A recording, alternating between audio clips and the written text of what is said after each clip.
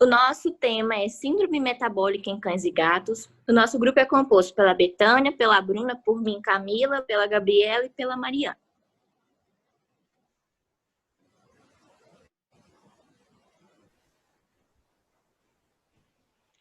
O que é a síndrome metabólica?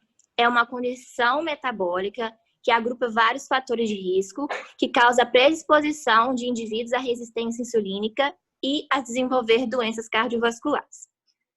Quais seriam os fatores de risco para essa síndrome? Obesidade, aumento da glicemia, hipertensão arterial sistêmica, aumento dos triglicerídeos, aumento do colesterol. Bom, como funciona isso? O fator desencadeador, com certeza, é o sobrepeso, por causa da função do tecido adiposo. Porque esse tecido vai ter a função de ser um órgão endócrino ativo. Ele vai secretar substâncias que vão agir diretamente na ação da insulina, aumentando e no aumento também da pressão arterial. Na medicina veterinária, o termo ainda não é muito utilizado e definido. Bom, isso é porque não há muitos estudos em relação à veterinária e sim na parte humana. É por isso que fica uma ambiguidade, muitos autores não entram em consenso muito correto, mas deduzem algumas coisas. Também sabe-se que em equinos ocorre com bastante frequência, e devido a isso, não ocorre em cães e gatos, e por isso não ocorre com cães e gatos com tanta frequência quanto em equinos. E também não há muitos estudos a respeito disso, fazendo com que a gente ache que não acontece muito em cães e gatos. Na minha opinião, eu acredito que sim, que acontece muito, mas é pouco diagnosticado. E no mercado, existem algumas empresas que são capazes de fazer rações ou alimentação específica, que é capaz de ou prevenir que animais desenvolvam problemas metabólicos, ou até mesmo de tratar. São as rações de tratamento que a gente vê no mercado, específica para felino ou para caninos. Em equinos eu não sei muito bem como funciona. O que é a definição? Como é pouco aprofundada, ela ainda é bastante discutida. Como eu já disse, os autores não entram em um consenso certinho, mas eles deduzem que há 5 parâmetros que serem considerados, que é a hipertensão arterial sistêmica, o HAS, aumento dos triglicerídeos séricos, o colesterol, a baixa lipoproteína de baixa densidade, que é o colesterol bom, e a alta lipoproteína de alta densidade, que é o LDL, que é o colesterol ruim. O aumento discreto no limite superior da glicemia em jejum. Em jejum, né, se o animal não comeu nada e está ainda com limite superior da glicemia, porque não tem alguma coisa errada. E fator desencadeador, que é o sobrepeso do paciente. A resistência à insulina se caracteriza pela persistente hipoglicemia em razão de elevadas concentrações da insulina. Significa que, apesar da produção da insulina, o tecido não consegue pegar e utilizar ela corretamente. E ocorre devido a diversos fatores genéticos adquiridos, como alimentação, animais que não praticam exercício físico, isso não seria a palavra certa, mas que tem um sedentarismo, como animais castrados, em relação aos animais, tipo, por exemplo, felinos, que saem, e os outros que são castrados, que ficam dentro de casa. Então, é mais ou menos isso daí. Falando de hipertensão arterial sistêmica, a gente tem o sistema renina-angiotensina-aldosterona. Ele é muito importante na regulação metabólica e ele está relacionado com a homeostase vascular, com o equilíbrio hidroeletrolítico e o funcionamento renal. O sistema ele é ativado quando ocorre insuficiência cardíaca, hipotensão arterial, hipovolemia causada por desidratação, hemorragia e diarreia. Como ele funciona, né? O fígado, ele produz o angiotensinogênio e as células justaglomerulares que estão presentes no rim, elas percebem sinais, elas recebem sinais da presença do angiotensinogênio e liberam a renina na corrente sanguínea. A renina transforma o angiotensinogênio em angiotensina 1. Porém, a angiotensina 1, ela é uma substância inativa.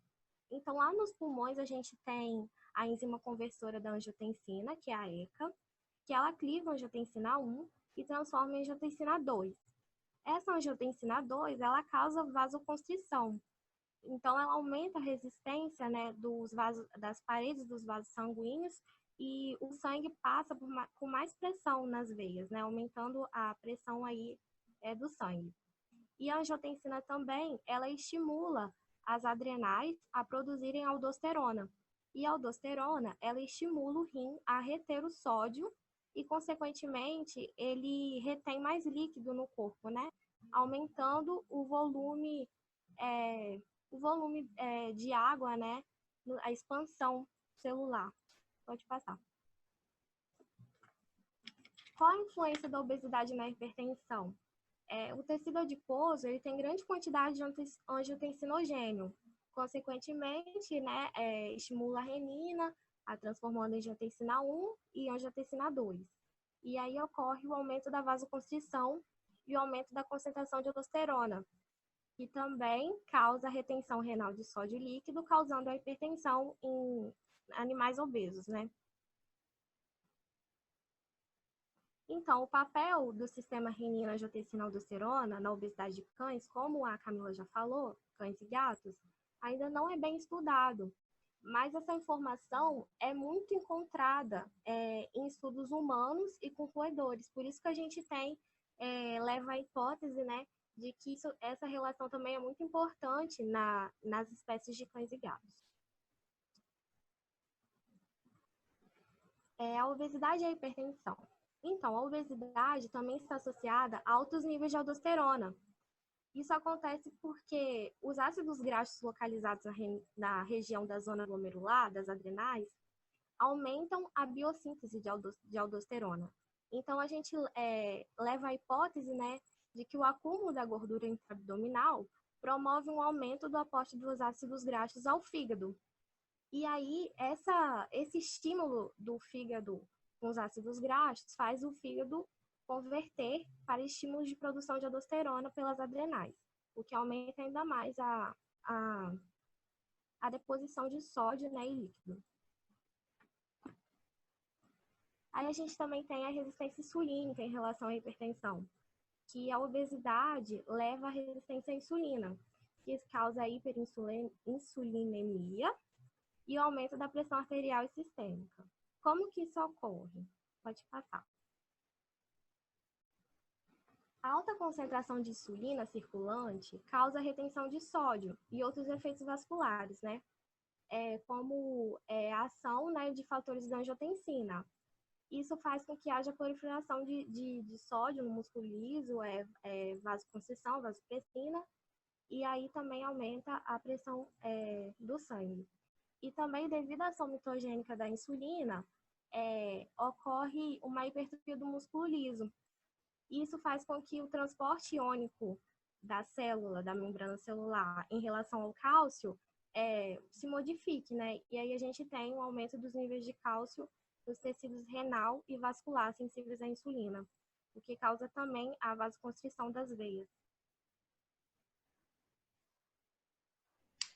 Bom, e a obesidade, ela também está relacionada à crescente concentração de ácidos graxos não esterificados, mais conhecidos como AGNs, né? Que eles são resistentes à supressão pela insulina. Essas altas concentrações séricas de ácidos graxos não esterificados também contribuem como fatores de risco para a resistência à insulina, pois vai reduzir a absorção de insulina hepática e aumentar a produção hepática de glicose e síntese de LDL. Além disso, né, os ácidos graxos não esterificados ativam as vias apoptóticas nas células betas do pâncreas, que vai levar a diabetes mellitus do tipo 2. Alguns estudos demonstram que o aumento desses ácidos graxos em alguns mini-porcos eleva a resistência vascular, que vai aumentar a pressão arterial sistêmica. O mesmo ocorre em humanos, né? E acredita-se também que um dos principais mecanismos pelos quais os ácidos graxos promovam a elevação da pressão seja por indução de estresse oxidativo.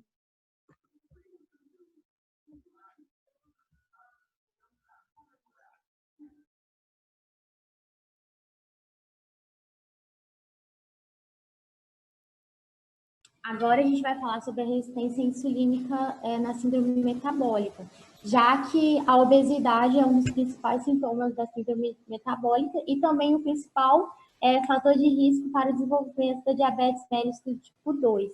E ambas estarão relacionadas com a resistência insulínica. Como a gente pode ver aqui nessa primeira imagem, numa célula normal, já que a célula precisa da glicose para o seu funcionamento, ela precisa também da insulina, porque a insulina, ao se ligar aos receptores, vai abrir o canal na membrana celular para que a glicose entre. Agora, na resistência insulínica, essas células estão mais resistentes à insulina, fazendo com que haja um impedimento da glicose entrar na célula. Por quê? Essa resistência pode ser devido a uma redução na produção desses receptores ou uma diminuição da sensibilidade e até mesmo uma internalização desses receptores, que é o que normalmente acontece na obesidade, que vai levar, assim, a uma hiperglicemia e uma hiperinsulinemia, que vai reduzir a energia para as atividades celulares, já que a glicose não está sendo distribuída nos tecidos.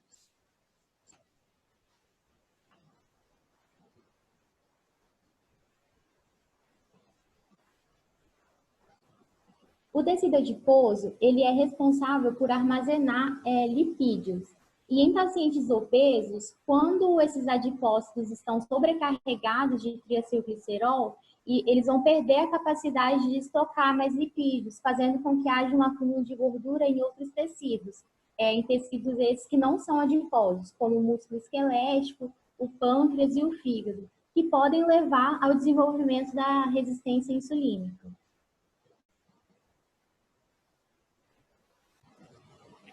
O aumento de ácidos graxos no fígado vai fazer com que haja um aumento também de produção da glicose a partir da clivagem do glicogênio que está armazenado ali.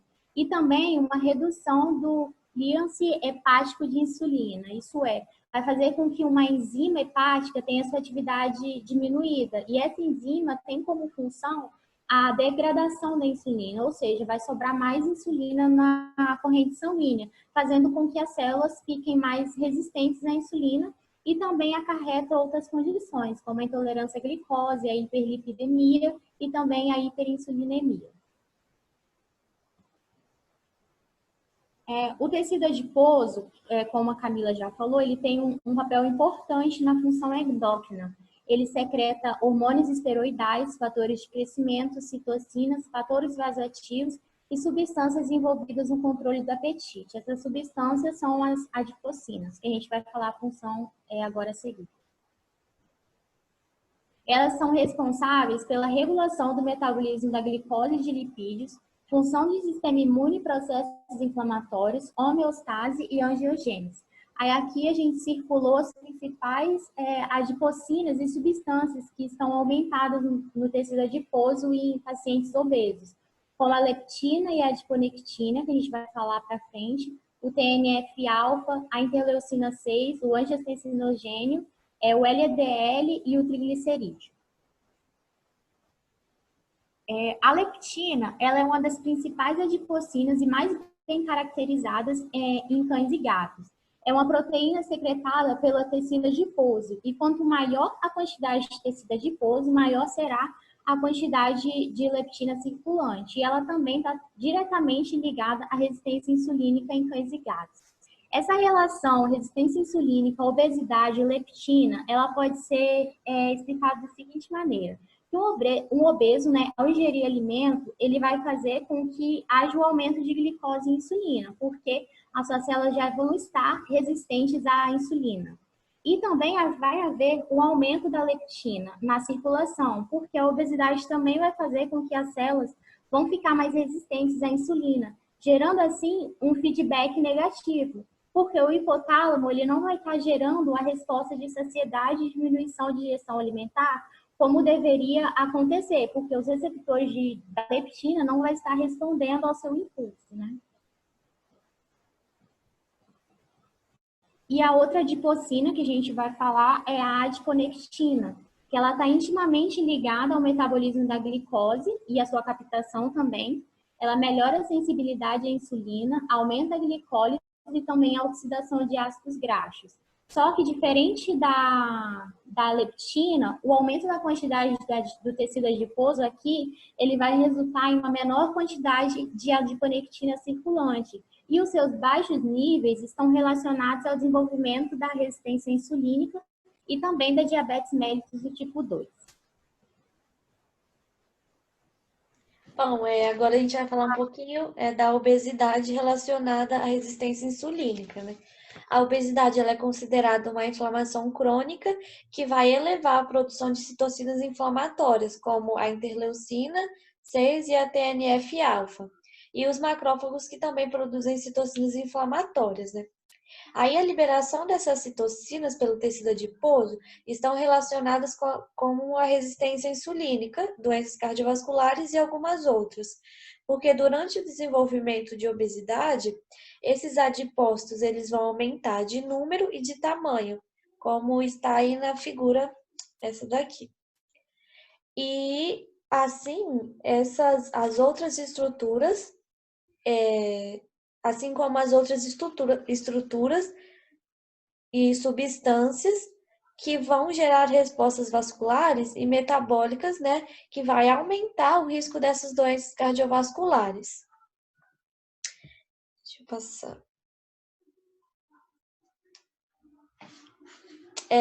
O TNF-alfa, ele se encontra elevado em animais obesos e ele é ligado à resistência insulínica.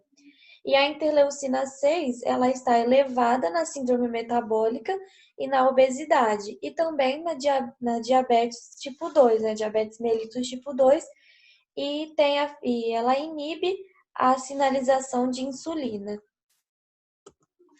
A obesidade, ela é responsável pela diminuição, né, da longevidade, ela vai reduzir a longevidade do animal, e ela é responsável por diversas anormalidades endócrinas.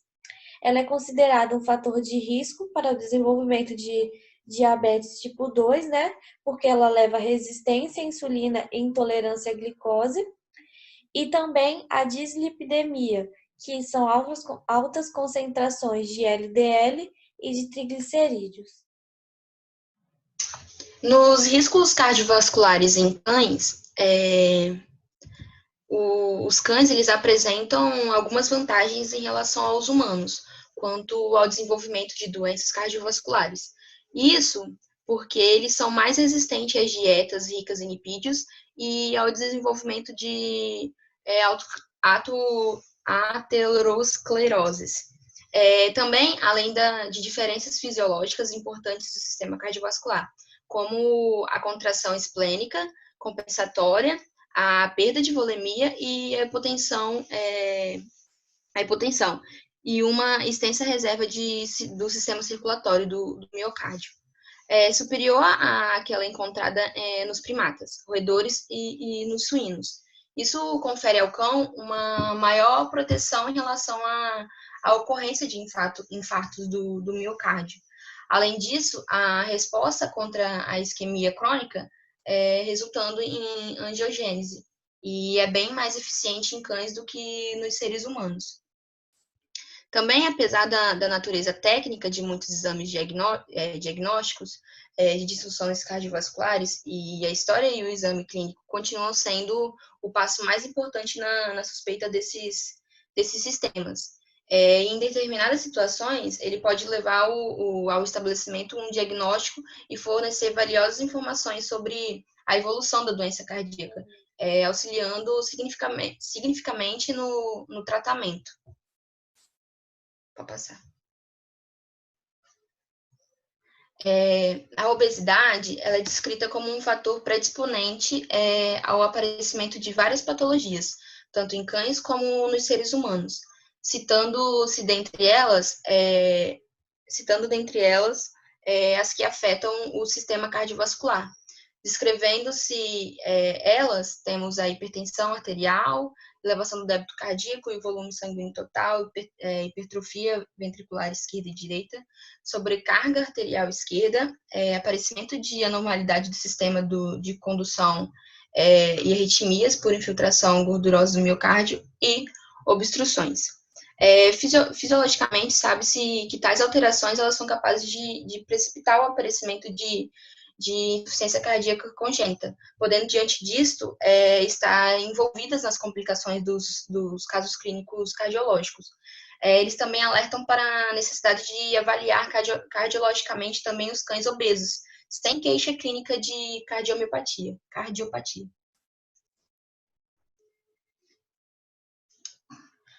Se tratando da parte de diagnóstico, para o diagnóstico da síndrome metabólica, alguns autores eles consideram 5 parâmetros: hipertensão arterial sistêmica, aumento de triglicerídeos séricos, colesterol, incluindo o HDL, né, e o LDL, aumento discreto no limite superior de glicemia em jejum e sobrepeso. Outros autores consideram que a obesidade, só a obesidade associada à hipertensão arterial sistêmica já vai ser suficiente para diagnosticar a síndrome. No primeiro parâmetro, a gente vai ter a obesidade ou sobrepeso, que vai ser o principal fator desencadeante da síndrome metabólica, que vai levar a alteração nas funções endócrinas, levando a doenças secundárias. Ela é caracterizada pelo acúmulo excessivo de gordura corpórea, a genética, a raça e a idade, sedentarismo, alimentação, distúrbios hormonais, dentre outros, eles vão ser fatores que vão levar à predisposição da doença. E os animais, eles podem ser classificados nessas classificações corporais que estão aí. Obeso, sobrepeso, com peso ideal, magro e magro demais. No segundo parâmetro, a gente vai ter a hipertensão arterial sistêmica, que ela é uma doença que acomete, né, os cães e os gatos. Ela manifesta-se, na maioria das vezes, secundariamente às outras afecções. Elevações constantes da pressão sanguínea, elas podem, com o tempo, causar sérias consequências clínicas também. Ela também pode ser caracterizada com um aumento constante da pressão sanguínea arterial, sistólica, diastólicas ou as duas. De acordo também com os valores de referência para a espécie. Em cães e gatos, esses valores de pressão, eles superior a 170 a 100 milímetros de mercúrio, eles já podem ser considerados pacientes de risco.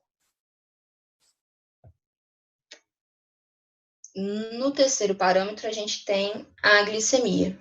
Ela é a taxa de açúcar no sangue, que em cães normais ela deve ser entre 60 e 120 miligramas decilitros. E em gatos, 75 a 140. Ela é controlada principalmente pela insulina, né, que é o hormônio pancreático, que reduz a glicose sérica. E a determinação das concentrações de glicose ela pode ser coletada por amostra de sangue, né, e coletadas em tubos com anticoagulante de fluoreto. E também ela pode ser feita paralelamente à avaliação da glicemia dos animais através do glucômetro digital portátil.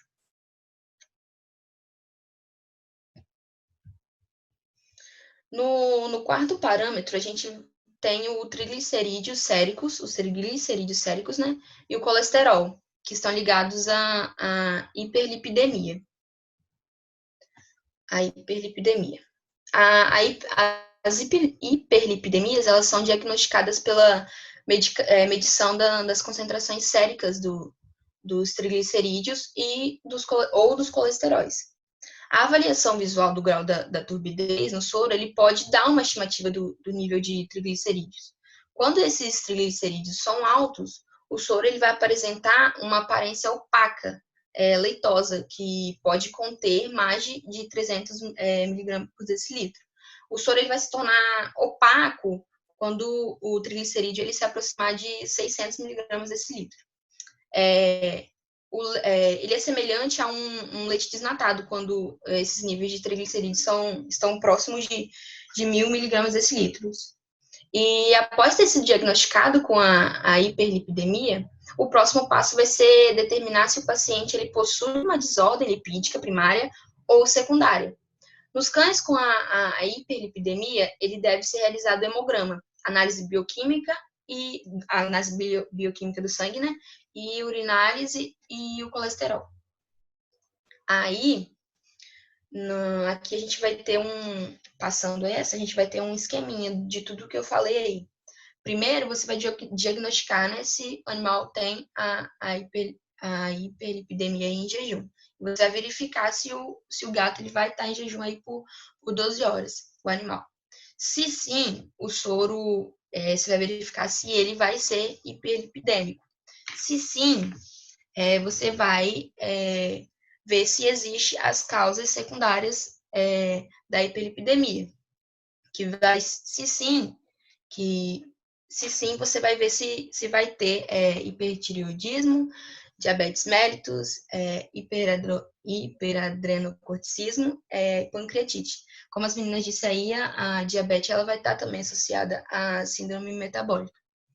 Aí, se o animal ele tiver, por exemplo, a hiperemia, pressão alta e diabetes, você vai diagnosticar que ele vai ter a síndrome metabólica. Caso não, ali em cima, na parte de ele não tiver nenhuma de hipotireoidismo, o animal ele somente vai estar obeso. Mas mesmo assim, você vai ter que estar tratando a obesidade desse animal, né? Porque senão ele vai estar podendo desenvolver esses distúrbios, né? Tá desenvolvendo diabetes, pressão alta, enfim.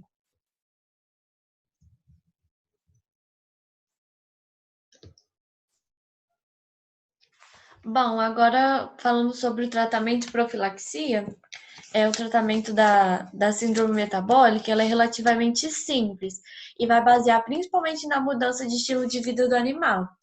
A atividade física e a dieta nos humanos são as principais ferramentas, nos animais também, como atividade física, o seu tutor levá-lo para caminhar, não deixá-lo só deitado, e alguma dieta, ou seja, balancear a ração e disponibilizar em horários pré-determinados, né? Não existe, isso, deixa eu passar. E não existe nenhuma medicação segura que vai auxiliar na perda de peso em felinos. Já nos cães, existe esse medicamento que colocamos aqui, dirlotapid, conhecido como Slentrol, que ele vai agir nos animais, nos cães, né? Ajudando a diminuição de peso. Como que esse medicamento vai agir? Ele vai reduzir a absorção de gordura no intestino delgado e retardando o armazenamento de ácidos graxos e proteínas nos quilomicrons.